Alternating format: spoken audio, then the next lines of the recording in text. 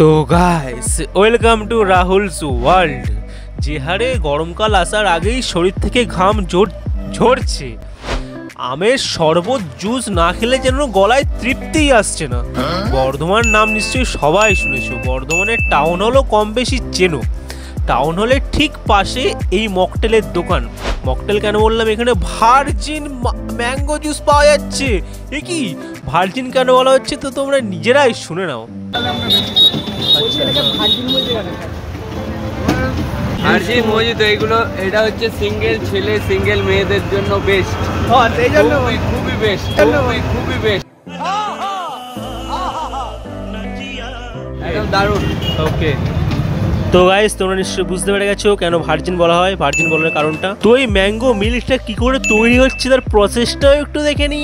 দাদাদের সাথে কথা বলে জানতে পারলাম 20 লিটার ম্যাঙ্গো মিল্ক একসাথে তৈরি করে। তোমার এখানে তো অনেক দিন ধরে না? অনেক দিন ধরে, 6 বছর আপ হয়ে গেল, 7 ইয়ার্স রানিং। আমার বাড়ি ভরছে আমি জানি না, এটা 10 লিটার একসাথে তৈরি হয়।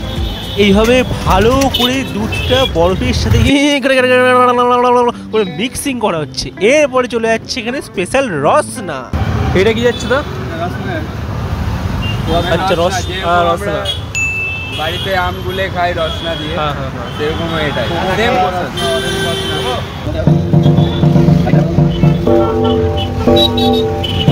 রসনাটা দেওয়ার পর কালারটা জাস্ট এসছে না, ও কি টেস্টি, মাখো মাখো।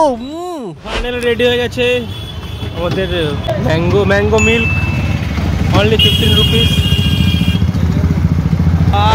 গরমে ঘেমে গেল দাদা।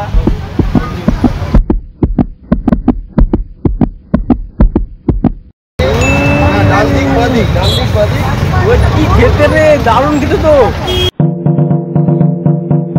কি রে, আমি এখানে আমের লস্যিটা খাচ্ছি, বাস থেকে কাকুগুলো কাকিমাগুলো বৌদিগুলো হা করে দেখছে একটা হ্যান্ডসাম ছেলেকে আমের লস্যি খেতে।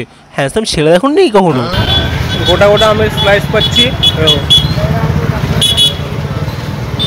গরমে যদি এইটা না খাও, কি খেলে আর কি খেলে? ওই কোল্ড ড্রিঙ্কস খেলে খালি ওই ক্যান্সার বাঁধাও, ঠিক আছে? এইভাবে শুদ্ধ জিনিস খাবে, পিওর। দিল খুশ হয়ে যাচ্ছে, দিল খুশ। কেমন লাগলো ভাই এটা?